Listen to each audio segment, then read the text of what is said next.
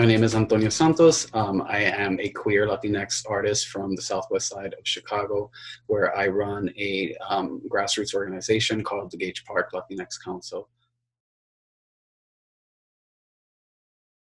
I started painting my nails when I was 13. And it was a point of contention with my mother the first time I came home with my nails painted. But I think that for me, I've always been interested in art and being artistic, and it was a way of like expressing myself, my mood that day. So like changing colors up, I wear every and any color. And also I think it was kind of a rebellious way to signal that I was going to be queer to my family. Like it was like, I know you don't like it. I know you have very strict gender roles about like what boys do and what girls do. And it was my way to control that narrative when it always felt so controlled around me. And so I've been painting my nails ever since. The thing that has been a blessing of it is that like anytime I see my primos, or like when I'm working with youth in the community, they always question it. And I'm always amazed by the simplicity of children, and people are afraid to talk to children about gender and sexuality because they think like they can't understand it.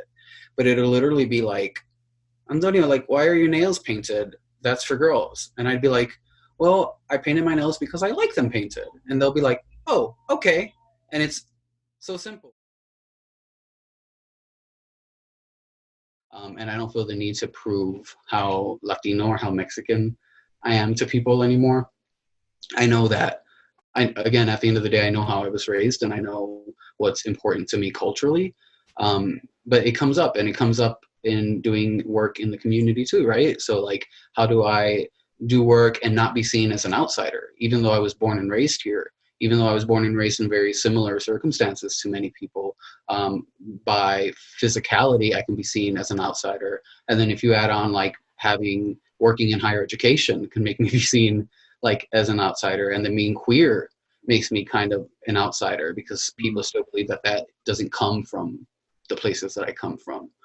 And so it's a constant part of my life.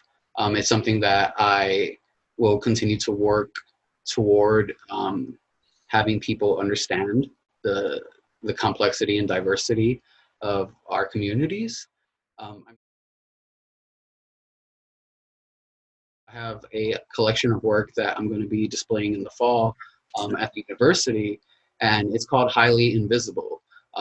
But invisible is spelled within bracketations on the IN. So it's a play on words for like highly visible and highly invisible. And as somebody who comes from my communities and who is queer and who is maybe looks differently from other people, there's this thing of like, I'm always very visible in my community because I stand out for being queer. I stand out for being fair-skinned. But I'm also invisible in lots of ways because I'm not seen as part of the community all the time, even though it's where I was born and raised. I'm turning 30 this year, and I've never been able to imagine my life past 30 years old as a child because I didn't have any references for what happens to a gay man after 30. Like, you know, I had no references for like being able to have a family or having a career or having close friends or having a good connection with my family. At 14, I think when I was coming out, I thought that it meant if I ever fell in love, that I would have to remove myself from my family, and that I would have to live my life separately, that I'd have to move somewhere and be gay, like in isolation. And so that was very scary, being somebody who's very close to my family.